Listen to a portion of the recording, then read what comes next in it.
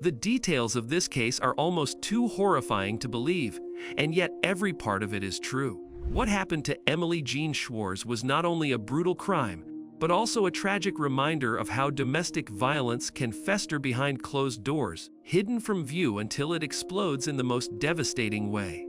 Emily's murder stunned her community, horrified investigators, and became a case that drew national attention. It forced people to confront the fact that what may appear as a happy relationship in public can mask manipulation, fear, and unimaginable violence in private. Inside the quiet courtroom in Burlington, Vermont, the silence was heavy.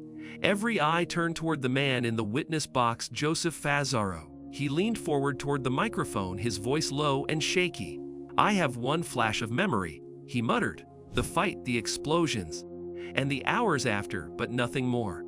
His words hung in the air, a strange blend of confession and denial. Chittenden County State's Attorney Sarah George studied him closely, her expression firm and unyielding. Jurors sat in stiff chairs, some glancing between his face and the disturbing crime scene photos laid out before them.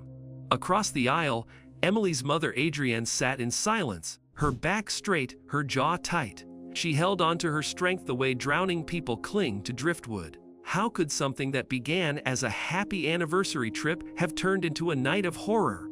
How could a young woman who was so full of life, dreams, and compassion end up brutally killed by the man who had promised to love her? The questions were painful, and the answers revealed a disturbing story of love turned deadly. The life of Emily Jean Schwarz. Emily Jean Schwarz was not ordinary. Friends and family described her as someone who lit up every room she walked into. She wore polka-dot pants and striped shirts without caring if they matched. She would dance in the street when music played and laugh under the stars on summer nights. She was quirky, joyful, and magnetic. Her friends called her adventurous. Her family called her compassionate, and everyone agreed she was unforgettable. She loved her pets. Her cat Oreo and her dog Remy were her constant companions. She cherished summer trips to the beach with her best friend Lauren, where the two of them would talk about life and dream about the future. Professionally, Emily was a licensed nursing assistant, but she dreamed of becoming a hairdresser. She loved making people feel beautiful, even when she struggled with her own self-esteem. Her spirit thrived outdoors. She hiked, camped, and climbed whenever she could. She lived for adventure, for the thrill of new experiences. But those who knew her best also noticed something darker behind the bright smiles. Her mother Adrienne noticed bruises. Friends heard about fights and saw glimpses of manipulation. Sometimes Emily brushed it off, saying it was nothing. Other times, she asked for help, but almost every time, she went back to Joseph Fazzaro. The relationship with Joseph Fazzaro. Emily and Joseph's relationship had been rocky from the beginning.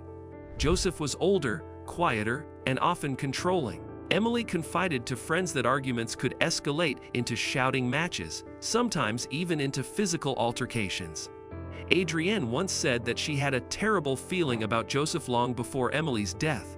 "I stopped moving," she recalled, describing the paralyzing intuition she felt. It was not danger directed toward her, but toward her daughter.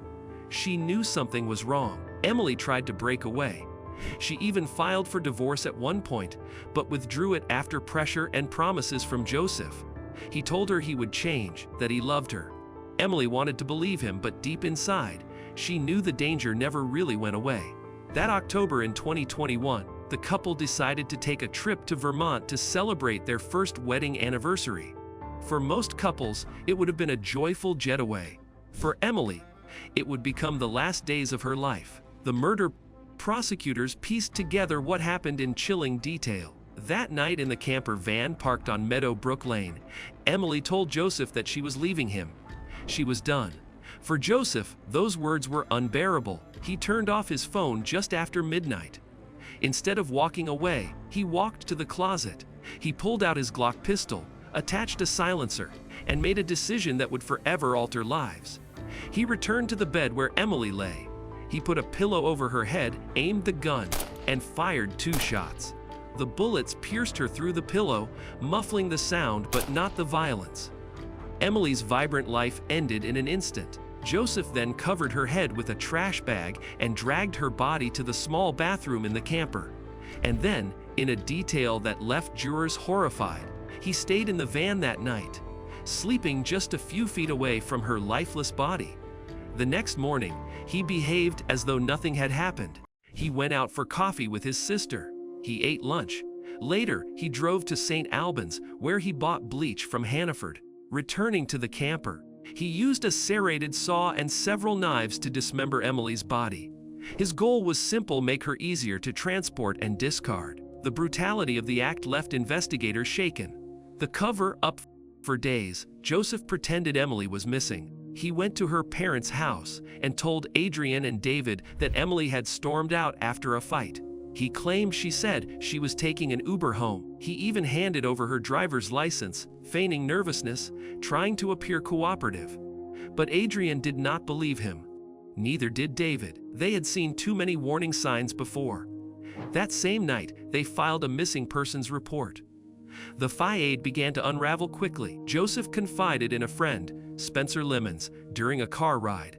"I killed my wife," he admitted.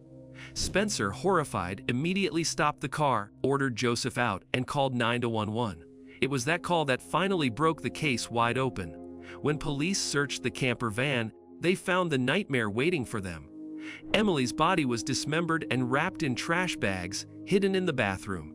The van also contained bleach, saws, and bloodied tools, clear signs of an attempted cover-up.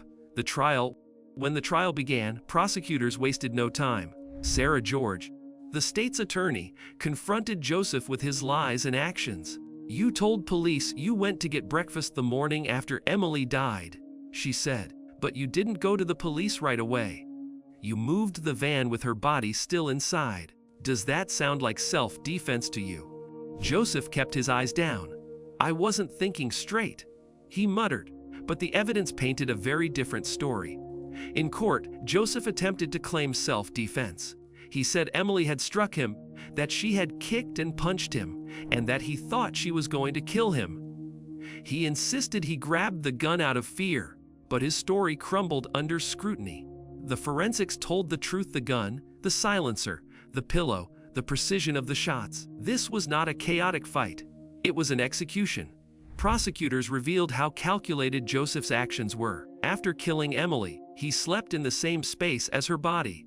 He went about his day calmly, meeting with his sister, buying bleach, and then methodically dismembering his wife. He used multiple knives to mutilate her, creating wounds across her torso, chest, abdomen, and back. His every move showed intent, not panic. Emily's mother sat in the courtroom, watching it all unfold. She feared the jury might be swayed by Joseph's self-defense claims. But as she observed them listening to testimony and examining the evidence, she realized they were connecting the dots. They saw what she already knew. Joseph's story did not match reality. It took the jury just 5 hours of deliberation. On December 13, 2024, Joseph Fazzaro was found guilty of first-degree murder. Sentencing and aftermath. At sentencing, the judge imposed a punishment of 42.5 years to life. It was justice, though nothing could bring Emily back. Outside the courtroom, Adrienne finally allowed herself to feel a sense of relief. "It was just a relief," she said. "We finally got justice. The only thing that could make it better would be to have her back." Emily's belongings remain with her family, who treasure them as reminders of the joyful daughter they lost. Her friends still remember her as the girl who danced in the streets, the girl who cared deeply for others, the girl who dreamed big. The emotional scars of her loss run deep, but her story continues to be told so that others might recognize the signs of abuse before it is too late. The larger lesson: the chilling case of Emily Jean Schwarz is not just one story. It is a reflection of the hidden epidemic of domestic violence. Behind smiling photos, vacation trips, and anniversary celebrations, there can lurk fear, control, and danger. Emily's voice is silenced, but her story carries a message: love should never hurt. Abuse is never acceptable. And when people notice warning signs, bruises, excuses, fear, they must not be ignored. Emily was more than a victim. She was a daughter, a friend, a dreamer, a helper, and a bright soul who deserved to live a long, fulfilling life.